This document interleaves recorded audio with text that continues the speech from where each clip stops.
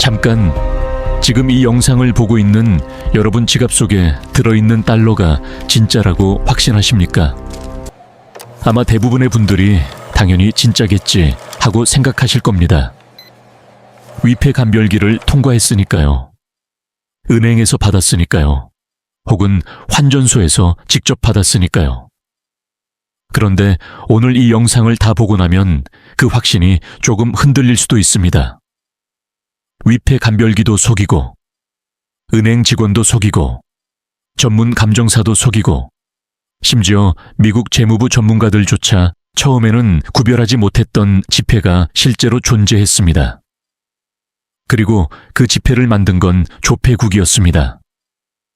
단지 미국 조폐국이 아니라는 게 문제였을 뿐입니다. 오늘은 세계 금융 역사상 가장 충격적인 사기 사건. 한 나라의 정부가 다른 나라의 돈을 국가 차원에서 직접 찍어낸 사건. 북한 슈퍼노트의 전말을 처음부터 끝까지 파헤쳐 보겠습니다. 이 이야기는 지금으로부터 35년 전 동남아시아의 뜨거운 도시에서 시작됩니다. 1989년 필리핀 마닐라. 동남아시아 최대 도시 중 하나인 마닐라는 당시 달러 거래가 매우 활발한 도시였습니다. 관광객도 많고 외국인 사업가도 많고 환전소도 넘쳐났습니다. 어느 날 마닐라의 한 환전소에서 일하는 직원이 100달러짜리 지폐 한 장을 받았습니다. 매일같이 수백 장씩 달러를 다루는 이 직원에게 그 지폐는 처음에 전혀 이상하지 않았습니다. 그런데 손에 들고 이리저리 살펴보다가 뭔가 느낌이 달랐습니다.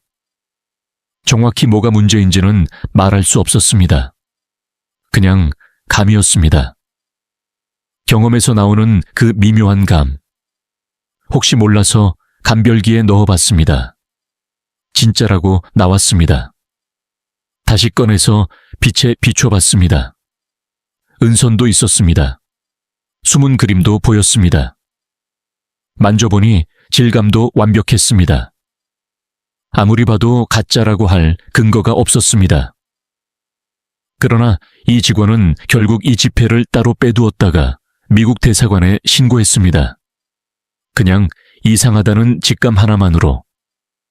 미국 비밀 경호국 요원들이 이 지폐를 받아 워싱턴으로 보냈습니다.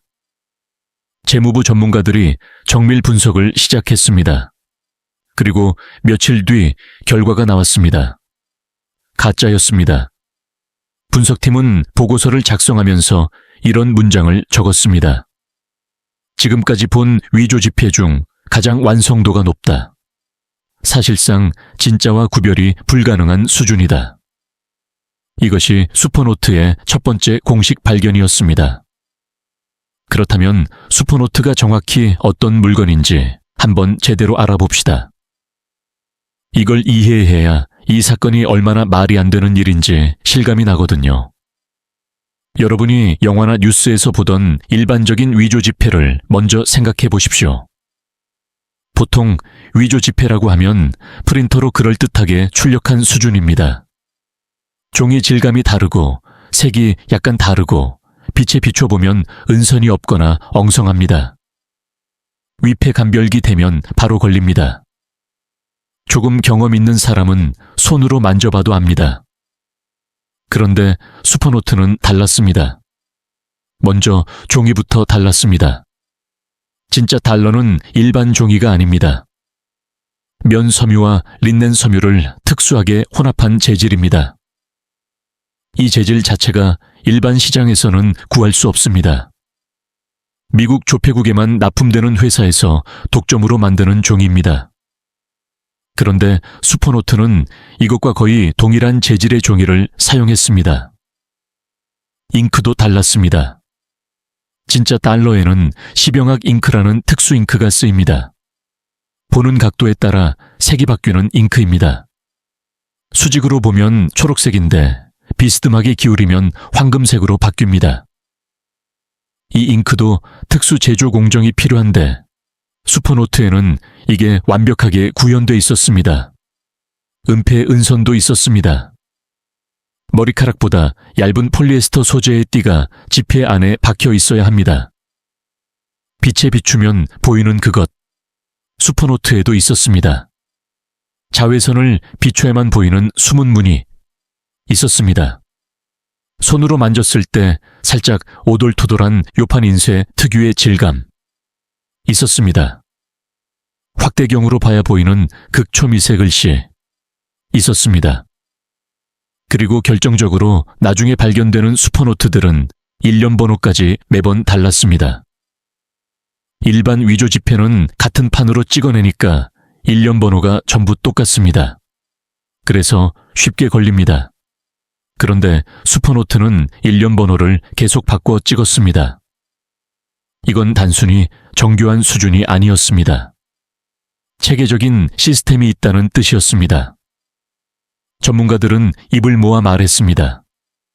이걸 만들려면 수백억 원짜리 인쇄 설비가 필요하고 화폐 제조 전문가 집단이 필요하고 원자재를 안정적으로 조달할 수 있는 루트가 있어야 한다. 개인이나 범죄 조직이 만들 수 있는 수준이 절대 아니다. 이건 국가만이 할 수 있는 일이다. 마닐라 발견 이후 슈퍼노트는 계속 나왔습니다. 타이완에서 나왔습니다. 예멘에서 나왔습니다. 페루에서 나왔습니다. 동유럽에서도 나왔습니다. 심지어 미국 본토에서도 발견됐습니다. 미국이 이걸 만든 나라를 찾기 위해 혈안이 됐습니다. 처음 의심을 받은 건 이란이었습니다. 당시 미국과 적대 관계였고 달러화 유통을 교란하려는 동기가 있다고 봤습니다. 하지만 결정적인 증거가 나오지 않았습니다.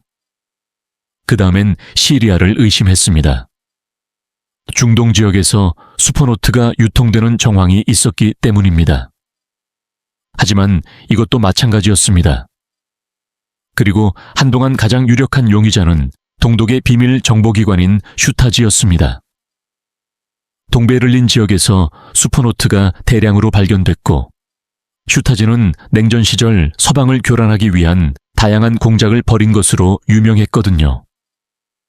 서방 화폐를 위조해 경제를 흔드는 건 냉전 공작의 교과서적인 방법이기도 했습니다. 1990년 독일이 통일됐습니다. 그러자 미국 재무부 직원들이 직접 독일 경찰과 함께 슈타지 본부 건물로 들어갔습니다. 구석구석 수색했습니다. 문제의 인쇄기를 찾으러. 없었습니다. 슈타지가 아니었습니다. 그러자 미국의 시선이 한 곳으로 모이기 시작했습니다. 슈퍼노트가 발견될 때마다 반복되는 패턴이 있었습니다. 슈퍼노트가 나오는 곳에는 항상 북한 사람이 있었습니다. 그것도 그냥 북한 사람이 아니었습니다. 북한 외교관 여권을 소지한 사람들이었습니다. 타이완에서 슈퍼노트를 유통하다 붙잡힌 사람, 북한 외교관 신분이었습니다. 예멘에서 슈퍼노트로 물건을 사다 적발된 사람, 북한 대사관 관계자였습니다. 각국 카지노와 은행에 설치된 감시 카메라에는 공통적인 장면이 포착됐습니다.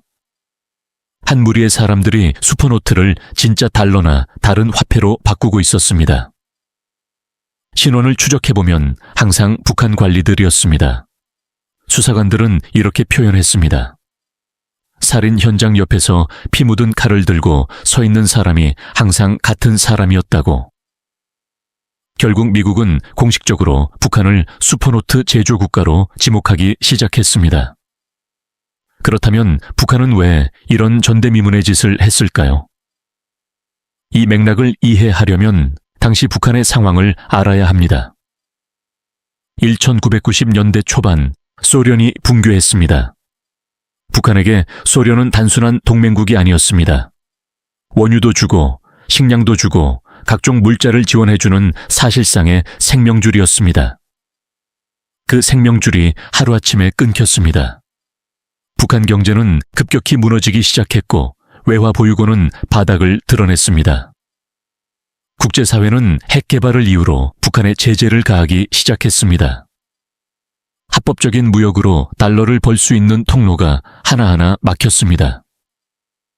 이 상황에서 북한 지도부가 내린 결론은 간단했습니다. 달러를 벌 수 없으면 달러를 만들면 된다. 북한에는 39호실이라는 기관이 있습니다. 공식 명칭은 조선노동당 39호실. 쉽게 말하면 최고 지도자의 비자금을 관리하는 기관입니다. 이 기관이 해외에서 외화를 벌어들이는 각종 불법 사업을 총괄합니다. 슈퍼노트 프로젝트도 이 기관 아래서 운영됐습니다. 39호실은 스위스제 정밀 요판 인쇄기를 비밀리에 구입했습니다. 진짜 달러와 동일한 특수 종이와 특수 잉크를 조달했습니다. 화폐 제조 전문가들을 모아 기술팀을 꾸렸습니다. 그리고 평양 근교 어딘가에 극비 인쇄 시설을 만들었습니다. 이 시설의 목표는 딱 하나였습니다. 아무도 구별할 수 없는 100달러짜리 지폐를 만드는 것. 북한이 이 사업에서 거둔 수익은 연간 1,500만 달러에서 2,500만 달러로 추정됩니다. 슈퍼노트 한 장을 만드는 데 드는 원가는 얼마 안 됩니다.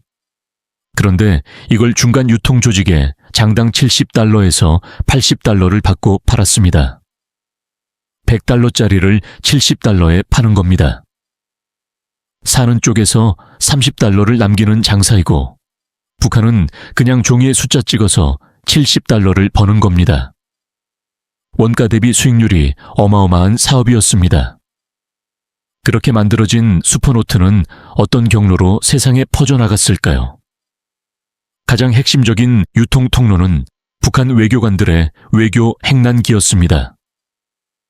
외교 행랑은 국제법, 구체적으로는 비엔나 협약에 의해 보호됩니다. 개봉 검사를 할 수 없습니다. 무게 제한도 없습니다. 세관이 있어도 그냥 통과합니다. 안에 뭐가 들어있든 건드릴 수 없습니다. 북한은 이 특권을 철저하게 활용했습니다. 평양에서 찍은 슈퍼노트는 외교 행랑에 실려 각국의 북한 대사관으로 흘러 들어갔습니다. 가장 중요한 두 거점은 모스크바의 북한 대사관과 베이징의 북한 대사관이었습니다. 이 두 곳이 중간 배분 센터 역할을 했습니다. 대사관에서 중간 유통 조직에게 슈퍼노트를 건네면 그 조직이 전 세계로 퍼뜨리는 구조였습니다. 이 중간 조직은 중국 조직폭력배, 러시아 마피아, 남미 마약 카르텔 등 다양했습니다. 이미 전 세계 지하경제 유통망을 갖고 있는 조직들을 활용한 겁니다.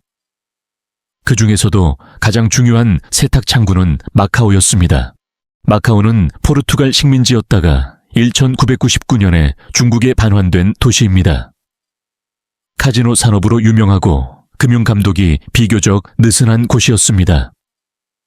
북한은 이 마카오를 슈퍼노트 세탁의 핵심 거점으로 삼았습니다. 방법은 간단했습니다. 슈퍼노트를 들고 카지노에 입장합니다. 슈퍼노트로 칩을 삽니다. 카지노 직원은 위조 지폐인지 모르고 그냥 진짜 돈으로 받습니다. 그 칩으로 게임을 좀 합니다. 그리고 게임을 끝내고 칩을 다시 진짜 돈으로 환전합니다. 이렇게 하면 슈퍼노트는 공식적으로 진짜 현금이 됩니다. 가짜 돈이 진짜 돈이 되는 순간입니다. 이걸 돈 세탁이라고 합니다. 마카오에는 방코 델타 아시아, 줄여서 BDA라는 은행이 있었습니다. 이 은행이 북한의 돈 세탁 창구로 활용됐다는 정황이 쌓이기 시작했습니다.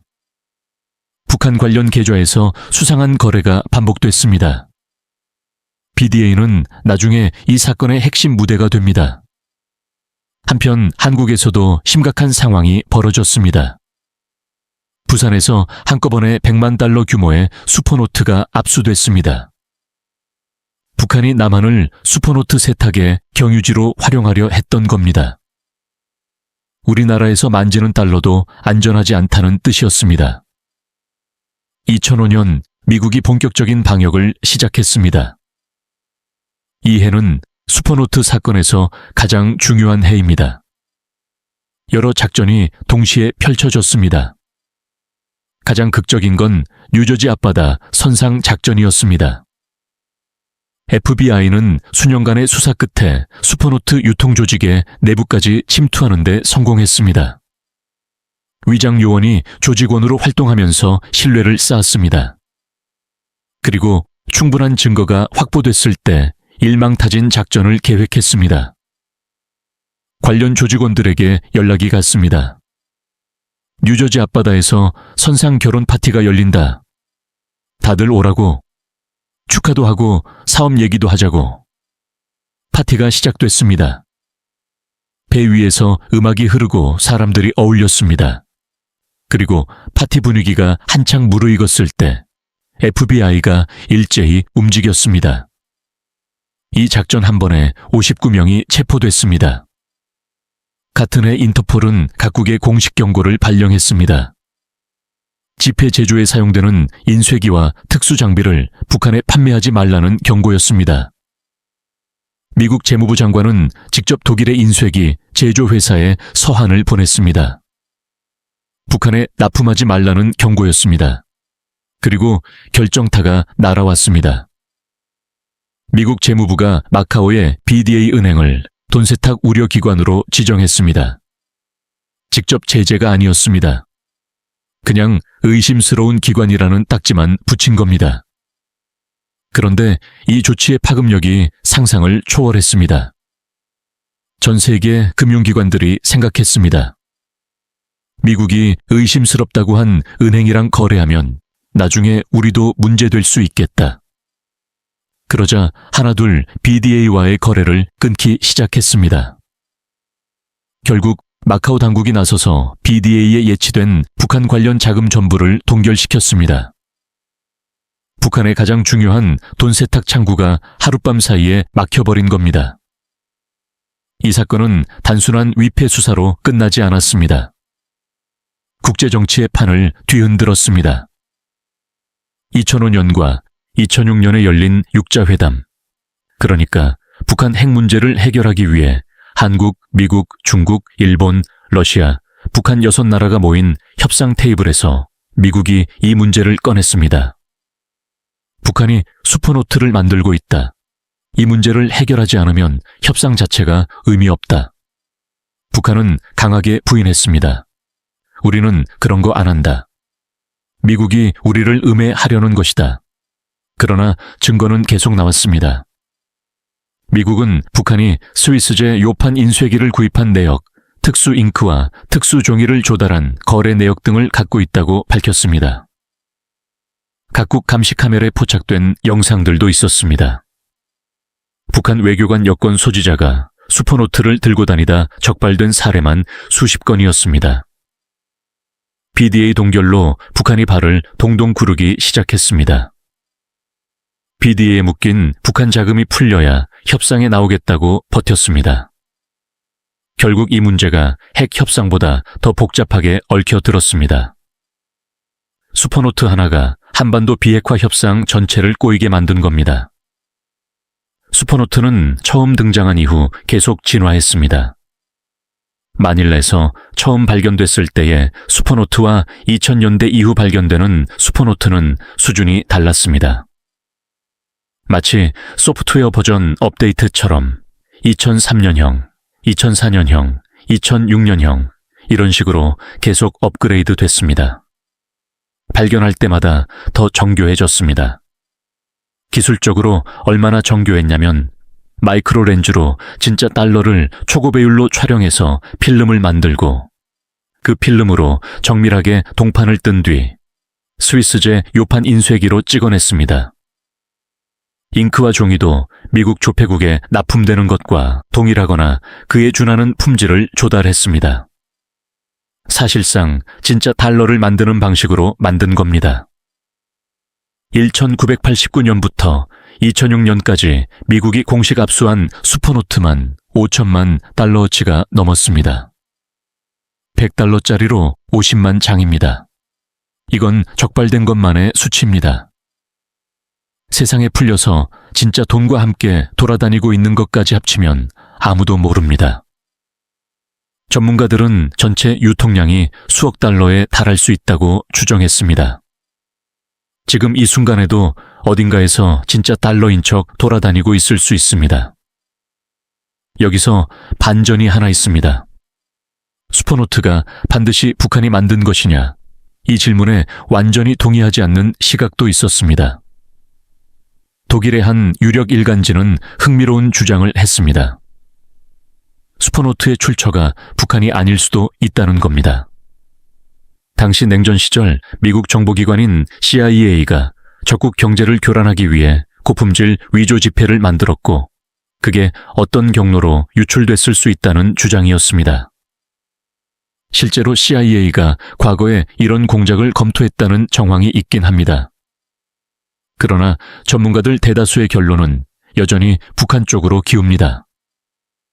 슈퍼노트가 발견될 때마다 북한 관계자가 연루된 정황이 너무 많았고, 증거의 방향이 일관되게 북한을 가리키고 있었습니다. 수십 건의 현장에서 같은 패턴이 반복됐습니다. 의혹이 완전히 사라진 건 아니지만 현재까지 가장 설득력 있는 결론은 북한 국가기관의 주도 아래 제조됐다는 것입니다. 이 이야기의 가장 소름 돋는 부분은 사실 결말입니다. 2010년 전직 FBI 요원 밥 해머가 미국의 자유아시아 방송과 인터뷰를 했습니다. 그의 말을 그대로 옮겨드리겠습니다. 북한은 지금도 슈퍼노트를 만들고 있습니다. 지금 이 순간 미국에서 유통되고 있는 가짜 달러 중 상당수가 북한산 슈퍼노트입니다. 바로 지난달에도 뉴저지에서 북한산 슈퍼노트가 발견됐습니다. 화폐 위조는 전쟁 행위와 마찬가지입니다. 미국 정부는 가능한 모든 수단을 동원해 이걸 막아야 합니다. 이 인터뷰가 2010년의 이야기입니다. 그 이후로 북한이 슈퍼노트 인쇄기를 폐기했다는 증거를 제출한 적이 없습니다.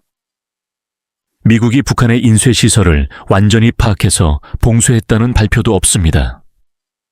다시 말하면 이 이야기는 아직 끝나지 않았습니다. 마지막으로 이 사건 전체를 정리해 보겠습니다. 1989년 필리핀 마닐에서 처음 발견된 슈퍼노트. 위패 감별기도 통과하고 전문가도 처음엔 몰랐던 완벽한 가짜 달러.